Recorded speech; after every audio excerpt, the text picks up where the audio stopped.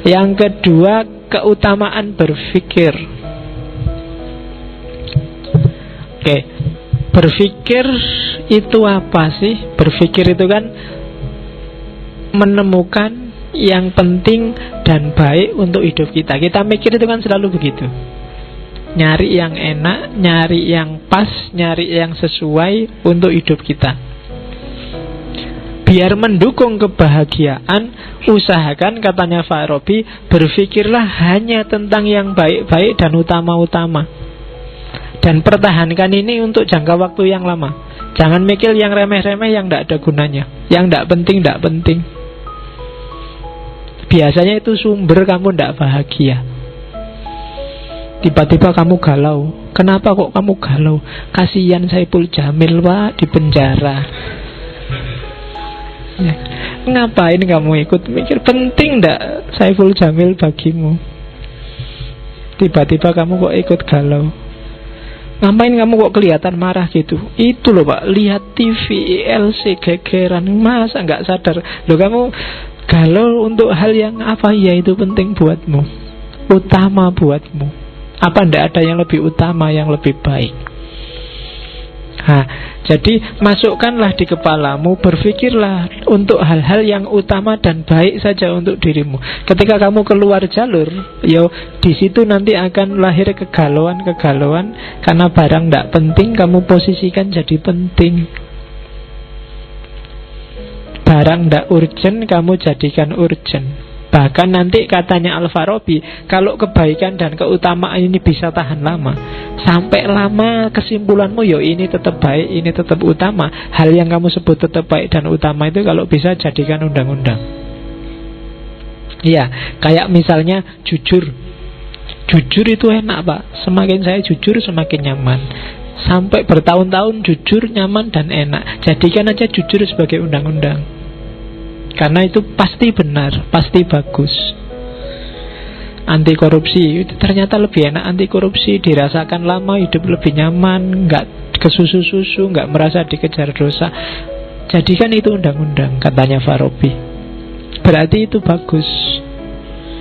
Jadi berpikirlah tentang yang utama-utama, sisihkan yang tidak penting. Karena ada hadisnya itu kan, min khairi husnil mar'i tarkuhu malayakni. Jadi di antara ciri orang baik itu meninggalkan apa yang bukan urusannya. Kalau nggak ada urusan, nggak usah capek-capek ikut mikir, ikut cawe-cawe, ikut debat. Mari kita perdebatkan apakah anaknya Anang itu pakai pemutih apa enggak ya. Buat apa kamu bahas itu? Neng internet itu kan gitu kan, sampai komentari ratusan hanya gara-gara bahas itu pakai pemutih apa enggak. Kurang kerjaan. Jadi ya kita berpikir yang utama-utama lah, bukan hal-hal yang iseng. Ya kan LGBT, kamu kan terus mati-matian bahas LGBT.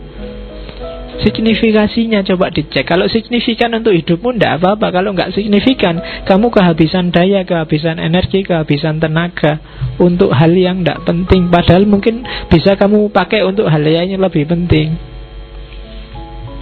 Daripada kamu debat tentang infotainment, sudah kamu duduk depan komputer, tesisnya digarap,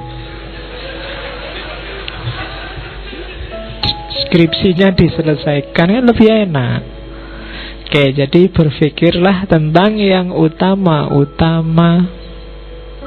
Oke, terus ya, dan katanya Farabi memang berpikir lewat jalur rasional itu salah satu solusi hidup. Kuncinya di situ. Karena yang rasional itu kesimpulannya, jadi kalau kita pakai akal, jalur satu-satunya yang tidak butuh pihak lain itu mikir pakai akal. Kalau jalur bayani kita butuh teks. Kalau jalur irfani kita butuh otoritas. Tapi kalau pakai akal enggak. Maka katanya Farabi, jalur burhan itu lebih bisa dipertanggungjawabkan dalam berpikir. Oke. Aliran sesat itu biasanya sumbernya dua. urusan tafsir teks yang biasanya ada dalam cara berpikir bayani, atau urusan beda panutan yang biasanya ada dalam cara berpikir irfani. Tapi aliran burhan itu jarang gegeran, aliran-aliran rasional. Karena katanya Farabi, memang akal lah yang punya sumber berpikir a priori yang tidak butuh pihak lain. Akal yang benar menurutku kemungkinan besar juga benar menurut kamu. Itu burhan biasanya. Tapi kalau tafsir bayan itu kadang-kadang benar tafsirku bisa beda sama tafsirmu. Logika itu sifatnya arbitrer, pasti. 1 tambah 1 2 itu kan logika. Setengah lebih kecil dari 1 juga logika. Itu sifatnya lebih universal.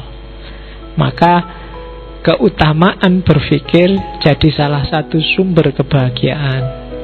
Cuma keutamaan berpikir harus diimbangi dengan keutamaan moral. Kalau berhenti di keutamaan berpikir, ya kamu hidupnya di dunia ide, dunia ideal. Maka dia harus diimbangi oleh keutamaan moral. Jiwamu harus seimbang.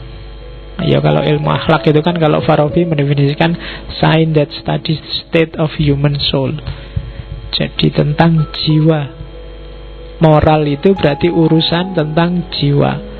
Ya ada 2 jenis, ada akhlak teoritis dan akhlak praktis.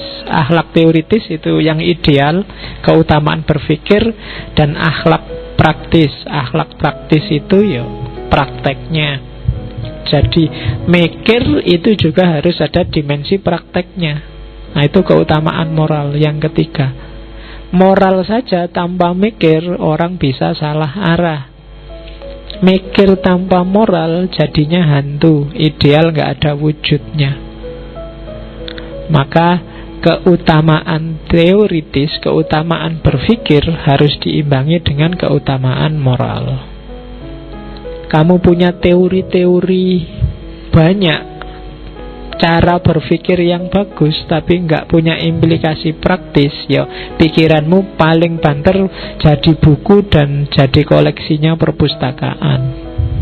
Tapi kalau kamu bisa menunjukkan relevansi praktisnya, itu pikiranmu akan lebih abadi. Ya jalurnya 2 untuk membentuk karakter, membentuk moralitas. Kalau menurut teorinya Farabi, yang pertama lewat instruksi. Instruksi itu ya nasihat, perintah, himbauan, anjuran. Itu biasanya dari yang punya otoritas, kiai, ulama, dan lain sebagainya. Yang kedua lewat habituasi, pembiasaan. Habituasi ini penting ya. Kapan-kapan kita belajar itu. Dulu pernah belajar di Pierre Bourdieu. Kenapa kalau kamu yang rajin sholat sekarang tidak sholat merasa tidak nyaman? Itu habituasi. Tapi coba ulang bolak-balik tidak sholat, lama-lama tidak sholat itu biasa. Tidak nyamannya pasti hilang. Ya, itu namanya habituasi, pembiasaan. Kamu sekali bohong, batinmu mesti tidak enak. 2 kali tidak enaknya tinggal separuh. 3 kali tidak enaknya tinggal 1/4. 4-5 kali bohong dan aman. Kamu lama-lama merasa bohong itu biasa. Bahkan besok-besok mungkin kalau tidak bohong tidak enak. Masa aku jujur ya kok tidak enak. Lo bisa lo kayak gitu. Kok deso banget aku, kok jujur banget, kok lugu banget, harusnya ya rotong. Nah itu biasa sudah kebalik. Kalau semula nggak jujur nggak enak, sekarang jujur nggak enak. Itu habituasi. Oke, kayak ngaji malam Rebo ini loh. Kadang-kadang libur juga nggak enak, biasanya ngaji ya, itu habituasi. Tapi kalau 0, 2, 3, 4, 5 sampai 6 kali itu, kalau nggak kosong kamu malah heran. Loh kok nggak kosong Pak? Biasanya kosong. Sementara kamu kagetnya kalau pas kosong, karena biasanya saya masuk. Nah, itu namanya habituasi. Jadi pikiranmu tergantung kamu biasakan untuk apa. Ya, moralitas sumbernya juga habituasi. Kalau kamu terbiasa melakukan perbuatan baik itu biasa, tidak luar biasa. Dan kebalikannya juga. Oke, keutamaan moral. Yang keempat, keutamaan kreatif. Jadi keutamaan kreatif praksis itu keutamaan dalam berkarya. Jadi bahagia itu tidak semata-mata moralnya bagus, pemikirannya bagus, teorinya benar, tapi juga praksisnya kreatif. Dalam arti kalau bahasa hari ini mungkin kontributif, ada sumbangan karyanya. Ini mungkin bisa kamu sambungkan dengan filsafatnya Karl Marx tentang kerja. Manusia itu merasa bermakna, merasa eksis saat dia bekerja, memproduksi sesuatu. Jadi cuma ya karya itu akan utama.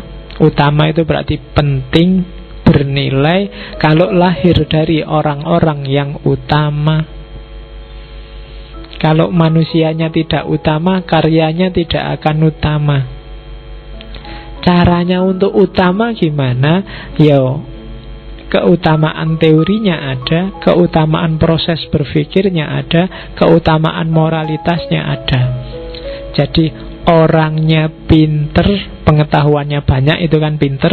Orangnya cerdas, proses berpikirnya jalan, dan orangnya bermoral, maka karyanya pasti kontributif, pasti utama.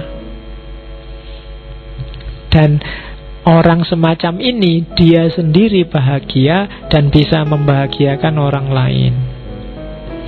Jadi mix antara 4 hal inilah yang bikin orang bahagia: praksis, moralitas, berpikir, dan teori.